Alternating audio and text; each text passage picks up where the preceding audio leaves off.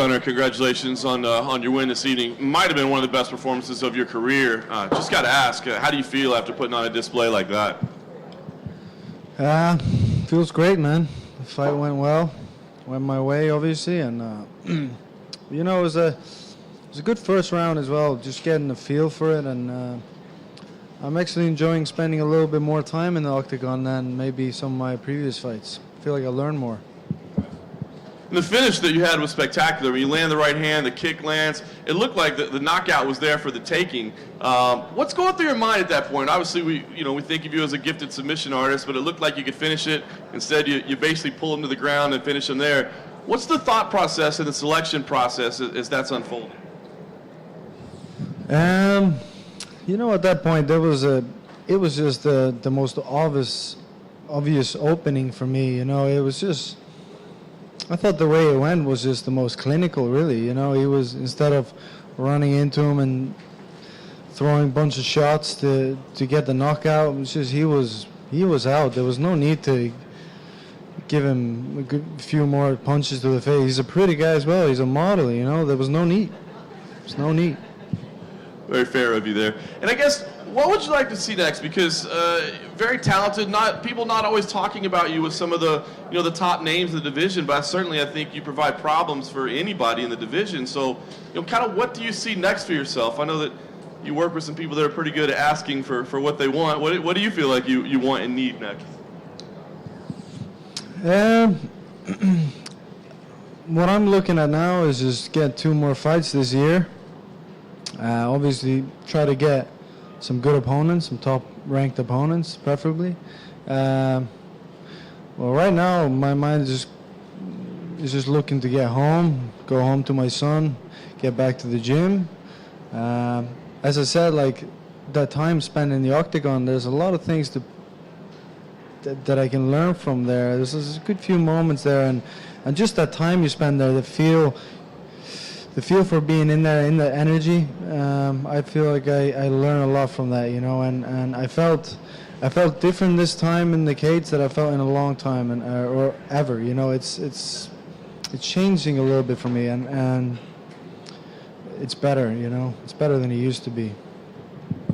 Gunnar, you decided again not to wrap your hands before the fight, and this time you chose to have small gloves. You usually wear large gloves. Yeah. Why did you choose to have small gloves? Yeah, usually I wear large gloves. I was gonna wear medium this time, and then Makwan was there with his gloves, and they were small.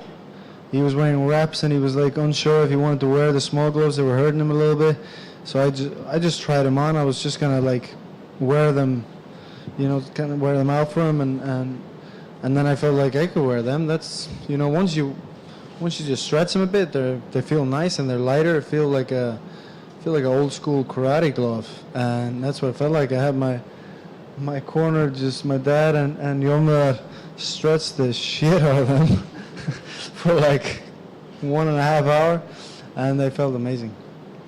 What sort of difference does it make for you to have small gloves? Yeah. It's, you know, the reason why I don't wrap my hands is because I get a better feel for my hands when I'm working, you know. I'm grappling, I'm feeling my opponent, I like to use my hands. I do like grappling much better without gloves.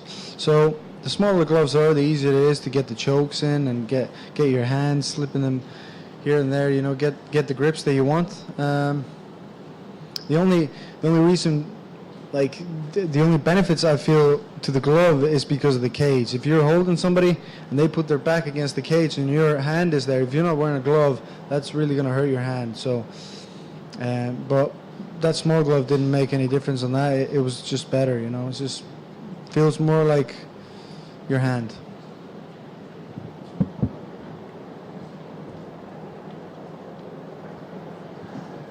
You said you felt different in there tonight.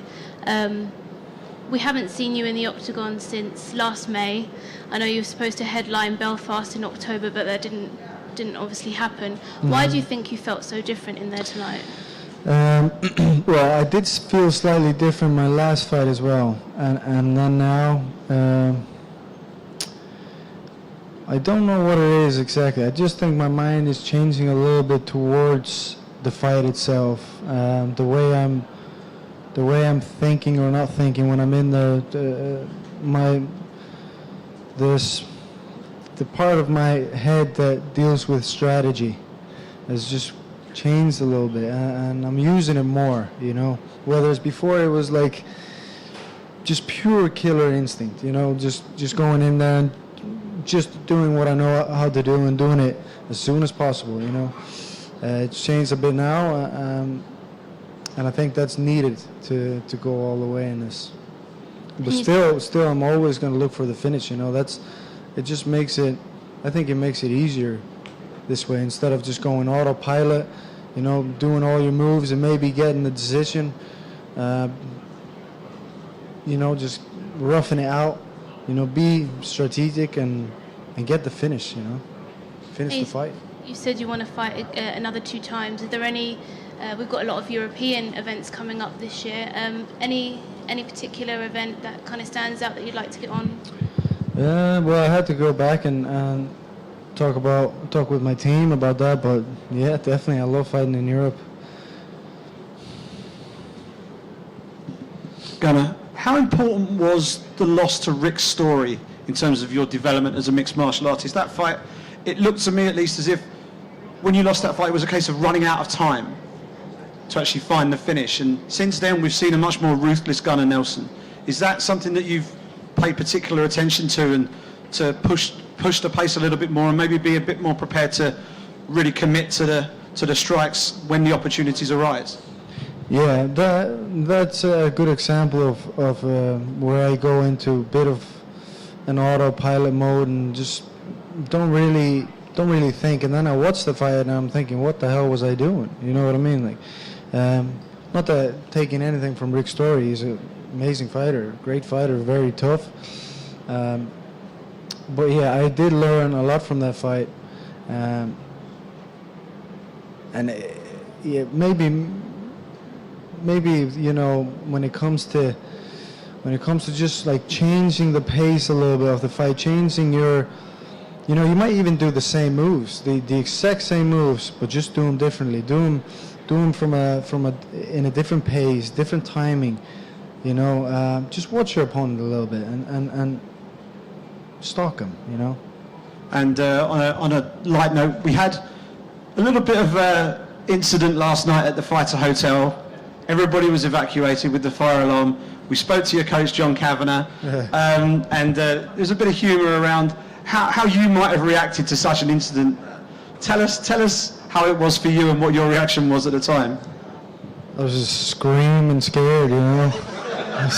It's crazy.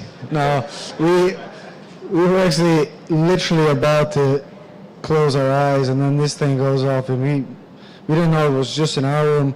Actually, one of my roommates farted really bad, and we were actually discussing if it was that, because it was fucking horrendous. Sorry for cursing, but yeah, we waited a while. Actually, we were just thinking it would go off eventually, but the sound was really annoying, wasn't it? It was just. Finally, I was just wearing my underwear, about to go to sleep, and I kind of peek out and I see like a couple of gentlemen there, as lost as I was, just kind of looking around, seeing what people were doing, and then eventually we smelled a little burn, and we decided that was maybe a good idea to get the hell out of there. Yeah, here.